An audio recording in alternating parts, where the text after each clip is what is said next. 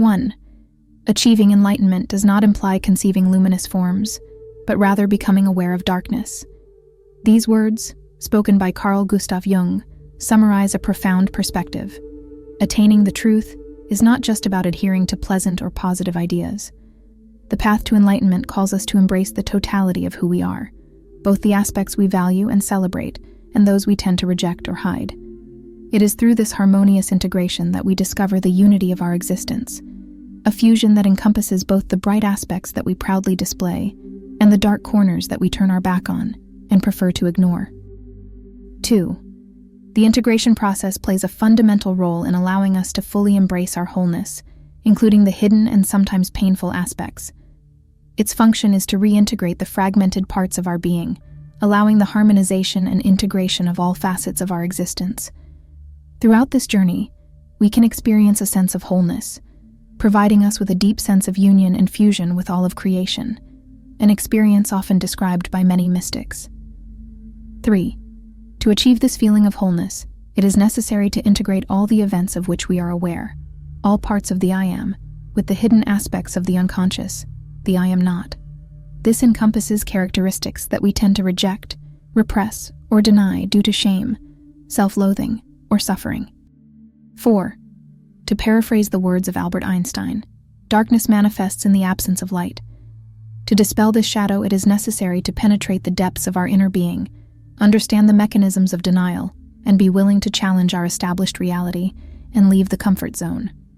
It is like embarking on an inner journey, exploring the unexplored territories within ourselves, those dimensions that we may have deliberately ignored or avoided.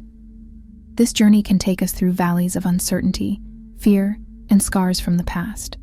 However, it is precisely in this darkness that we discover our inner strength, our resilience, and our potential for profound transformation. 5. Each step towards self-acceptance and understanding brings us closer to our true, higher self. The purest truth is hidden behind our deepest, ego-fueled fears. Until this truth is revealed, we will not have a complete understanding of who we are not, and why we act as we do. So let us remember that although external journeys promise quick results, the true quest for enlightenment takes place internally. It is a solemn pilgrimage in which we fully embrace our wholeness, both the bright and the darkened. 6. Through this process, we delve deeper into our subconscious with the powerful, directed light of our consciousness, illuminating, integrating, or dispelling our shadows. The main action we must take to get closer to liberation is to illuminate our shadows.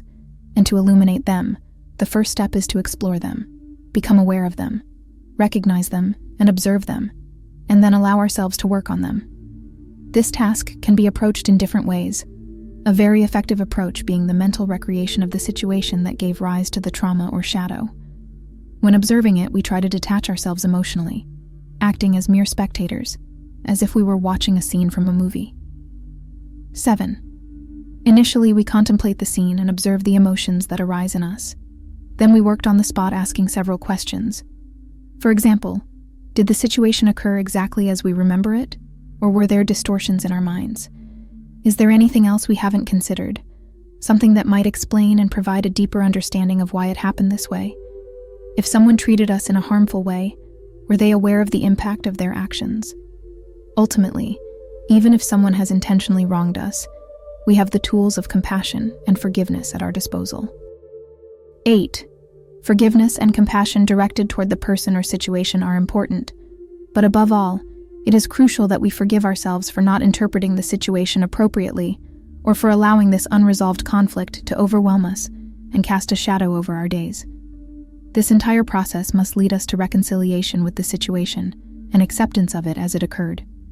This acceptance and understanding will allow us to integrate the situation, transforming it from a trauma or shadow to a learning and strengthening experience.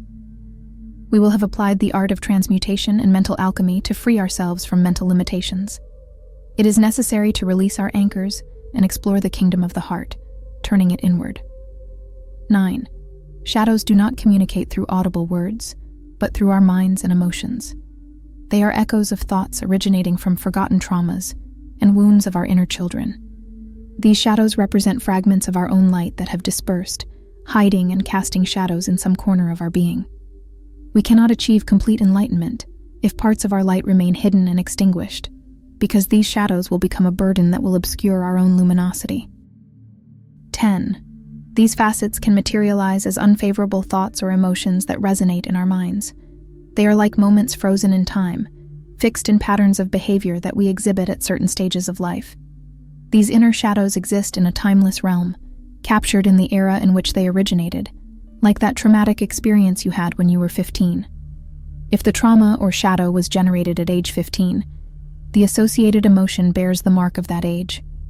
When a trigger makes it resurface, behaviors typical of that age appear, even if 20 years have passed since that situation occurred. These wounded inner children emerge and maintain this age, growing in size but not in maturity. They reveal themselves as a result of a lack of attention and love at the time, longing to be loved and cared for once again. 11. Within each of us resides a wounded, timeless, and unalterable inner child. This part has been relegated to the subconscious, forgotten and hidden, but it remains persistent and present. Despite our efforts to repress and neglect it, this facet persists and resurfaces whenever the opportunity presents itself, waiting to be recognized. We cannot simply eliminate it, as it has coexisted with us for many years, becoming large and robust. Instead of closing our eyes to this dark presence, it is necessary to observe and listen to it, dialogue, and understand it.